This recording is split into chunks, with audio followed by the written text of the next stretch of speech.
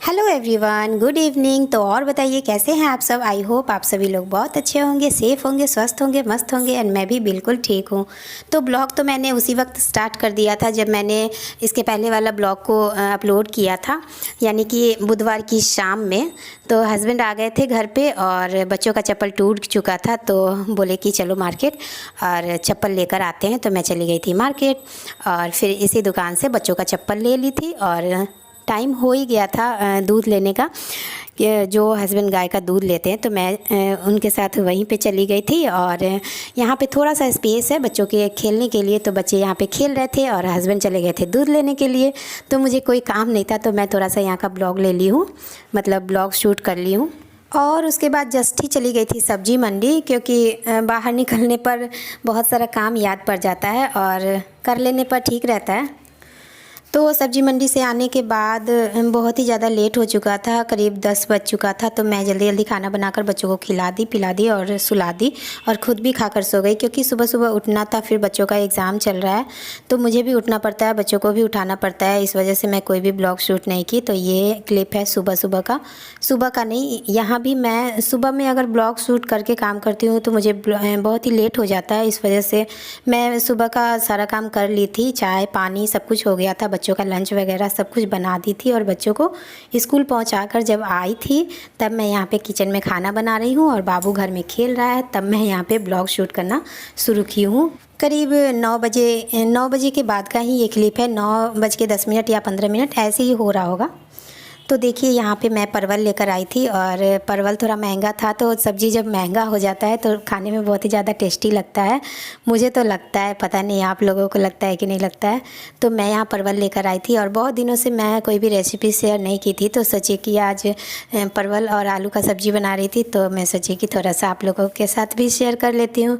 क्योंकि दाल भात और रोटी भुजिया ये सब तो सबके घर में बनता है, ये कोई शेयर करने की चीज़ तो है नहीं, इसीलिए मैंने नहीं शेयर किया है। तो फिलहाल मैं चावल दाल और सब्जी ही बनाऊंगी, ज़्यादा कुछ नहीं बनाऊंगी। और मैं ज़्यादातर सिंपल खाना ही बनाती हूँ, क्योंकि बच्चों की वजह से मैं जो कोई ज़्यादा रेसिपी नहीं बना पाती हूँ। आता तो है, कुछ कुछ आता है मुझे भी, लेकिन मैं नहीं बना पाती हूँ। खाना बन जाता है मुझसे, मुझे लगता है कि मैं वही बहुत ही ज़्यादा कर लेती हूँ, और जो भी घर का काम होता है वो सब मैं कर लेती हूँ। और ऊपर से एक्स्ट्रा कोई भी काम नहीं हो पाता है बाबू की वजह से।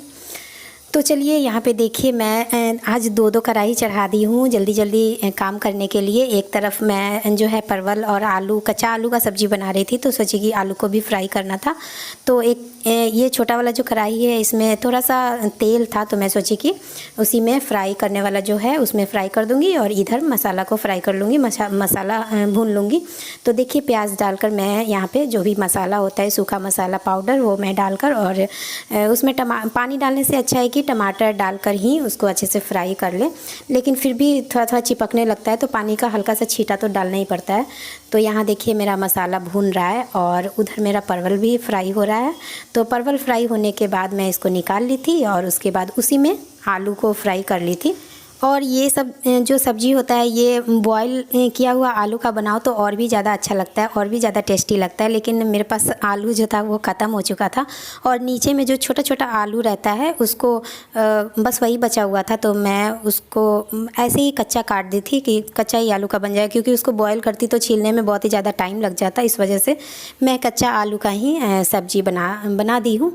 तो यहाँ देखिए मेरा मसाला पूरा भुन चुका है, और इसमें डाल दूँगी अब मैं परवल, और उसके बाद वही जो आलू फ्राई किया है वो डाल दूँगी, और इसको अच्छे से भूनकर अच्छे से फ्राई करके थोड़ा सा पानी डाल दूँगी, और फिर हो जाएगा मेरा सब्ज़ी बनकर हो जाएगा तैयार। तो सब्ज़ी यहाँ पे मैं भून ही रही थी, चावल तो मेरा पहले ही बन चुका था, और बच गया दाल। तो उधर सब्ज़ी फ्राई हो रहा था, और मैं इधर दाल भी सोची कि चढ़ा देती हूँ, क्योंकि एक तरफ गैस खाली हो गया था, जो छोटा वाला कढ़ाई था मैं उसको हटा दी थी, तो सोची कि उधर दाल चढ़ा देती हूँ। दाल चढ़ा दी थी, और एक तरफ सब्ज़ी हो रहा था। तो मैं यहाँ कूद कूद के घर में बाबू को भी देखना पड़ता है। बाबू भी यहाँ पे बैठकर, हस्बैंड ला दिए थे ये वाला भुजिया मुझे बहुत अच्छा लगता है, मुझे भी अच्छा लगता है, बच्चों को भी अच्छा लगता है, बाबू भी अच्छे से खाता है।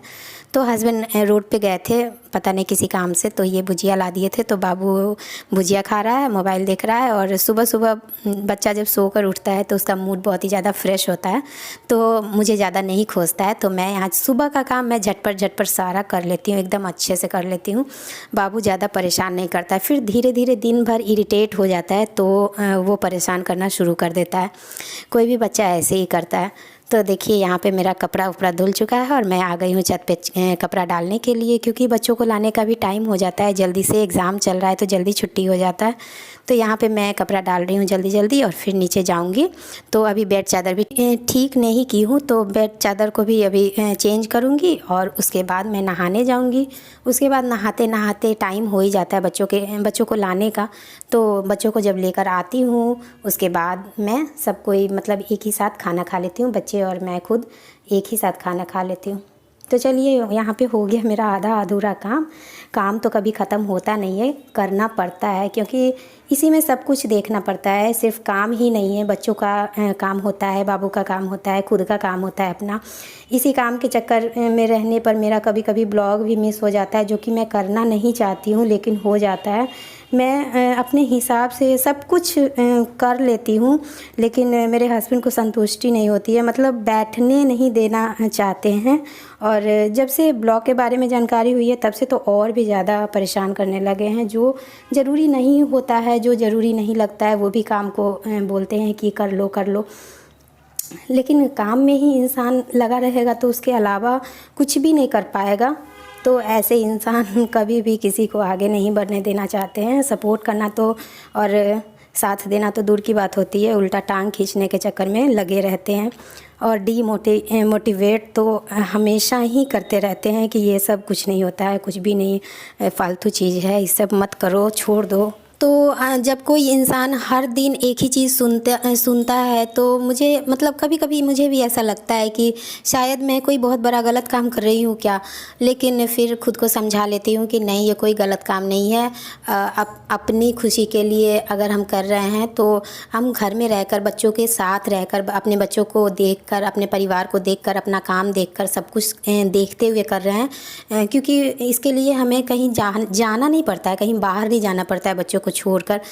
तो बस यही सब सोचकर फिर सोचती हूँ कि नहीं, ये डिमोटिवेट करने वाला इंसान है और इनके चक्कर में मुझे नहीं रहना है। फिर मैं खुद को समझाकर और फिर अपने कामों में व्यस्त हो जाती हूँ, और कुछ हो चाहे नहीं हो, इससे मुझे मतलब व्यस्तता लगती है, बिज़ी ऐसा लगता है कि मैं बहुत ही ज़्यादा बिज़ी हूँ, बस और कोई बात नहीं है। तो देखिए यहाँ पे बाबू सो गया और मैं आज आपसे सामने से मिल भी नहीं पाऊँगी। तो चलिए फिर मिलती हूँ आपसे नेक्स्ट ब्लॉग में, एक नए ब्लॉग में। तब तक के लिए बाय बाय। वीडियो पसंद आए तो एक लाइक और सब्सक्राइब ज़रूर कर दीजिएगा। Thank you.